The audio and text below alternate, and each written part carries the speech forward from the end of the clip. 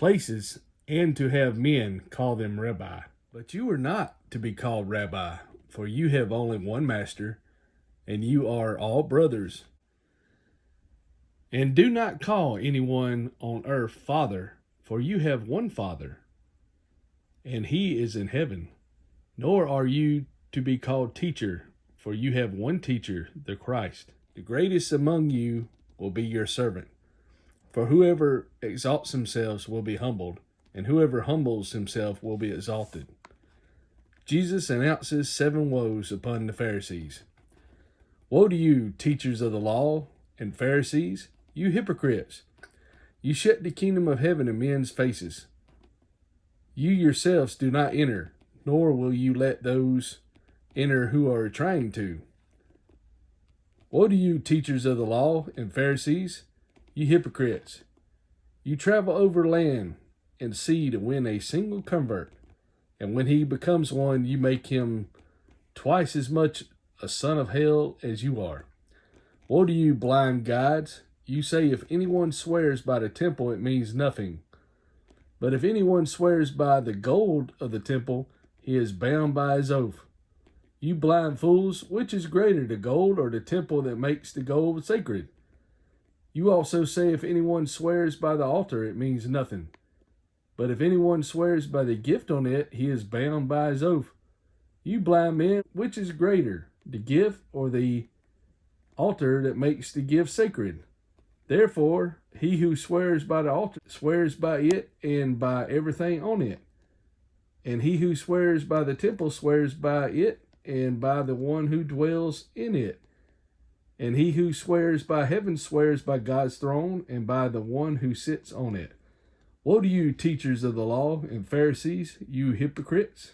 You give 1/10 of your spice, mint, dill, and cumin.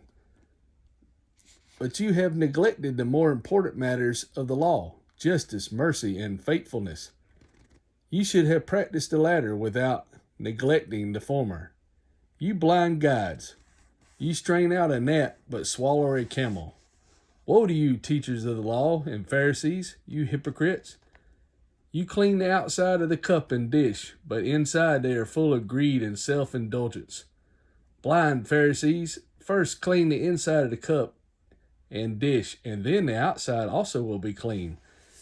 Woe to you, teachers of the law and Pharisees, you hypocrites! You are like whitewashed tombs, which look beautiful on the outside, but on the inside are full of dead men's bones and everything unclean.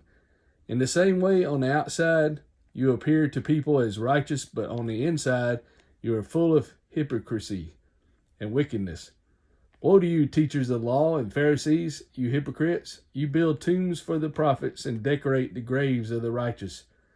And you say, if we had lived in the days of our forefathers, we would not have taken part with them in shedding the blood of the prophets. So you testify against yourselves that you are the descendants of those who murdered the prophets. Fill up, then, the measure of the sin of your forefathers. You snakes, you brood of vipers, how will you escape being condemned to hell?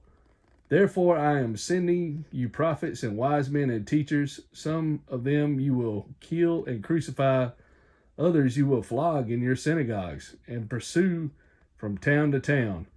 And so upon you will come all the righteous blood that has been shed on earth, from the blood of the righteous Abel to thee, or Messiah. Some manuscripts too. Woe to you, teachers of the law of Pharisee, you hypocrites!